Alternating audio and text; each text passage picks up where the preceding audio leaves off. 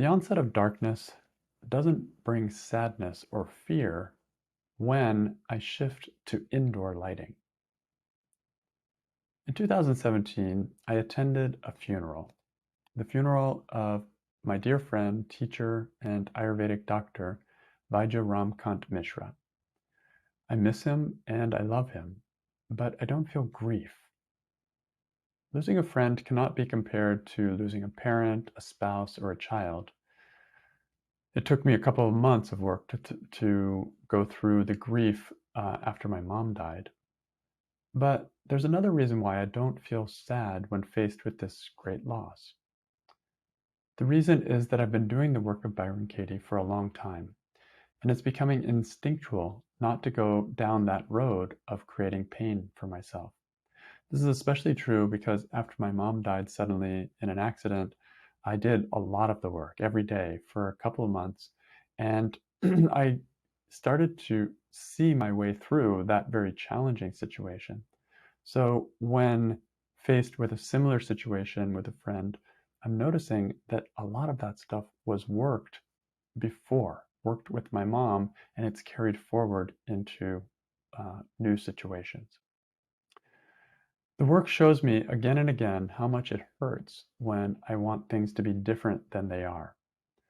Noticing this again and again through my work, I'm not so tempted to dive into the pain.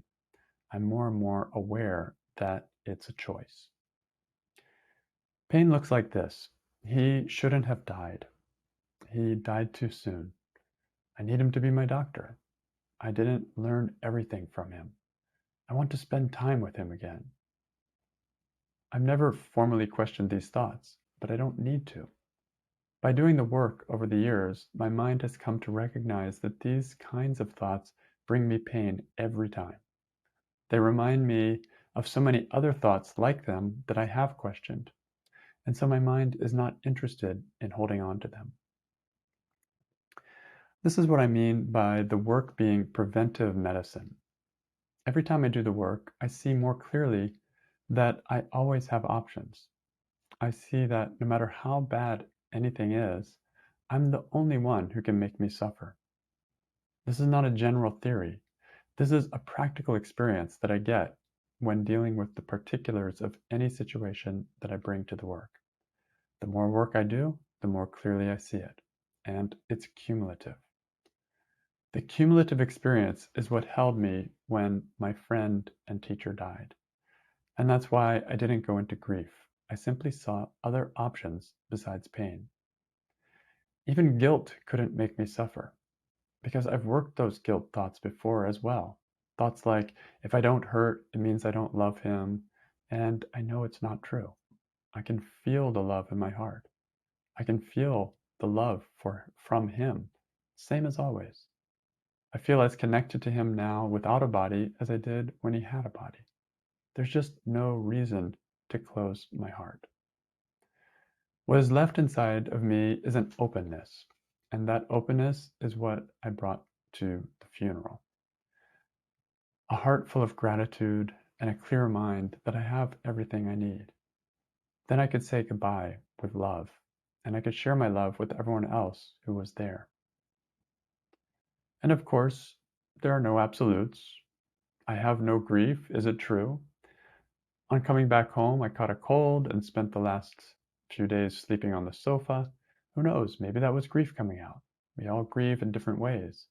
If so, I look forward to working through any grief that shows up.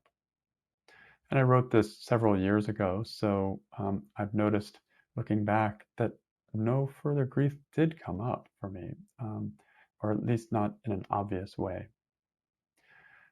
And so I pass it on. I share the legacy of an amazing healer, and by this I mean my friend. If you haven't already, I invite you to subscribe to the newsletter that Vaidya Mishra's team still sends out at chandika.com. They have so much knowledge about health there, and I call this knowledge, which is Ayurveda, the ancient healing wisdom of India, I call this knowledge turnarounds for the body. Because it's also, just like we do here with the work, it's a way of creating balance in the body as well as the mind. And it's just another way to do this. So I hope you enjoy learning from Vaidya Mishra as much as I did. And I end with a quote from Byron Katie from her book, Question Your Thinking, Change the World. I have a friend who, after doing inquiry sincerely for a number of years, came to understand that the world is a reflection of mind. She was married to a man who was the love of her life, and one day, while they were sitting on their couch, he had a heart attack and died in her arms. After the first shock and the tears, she began looking for grief, and there was none.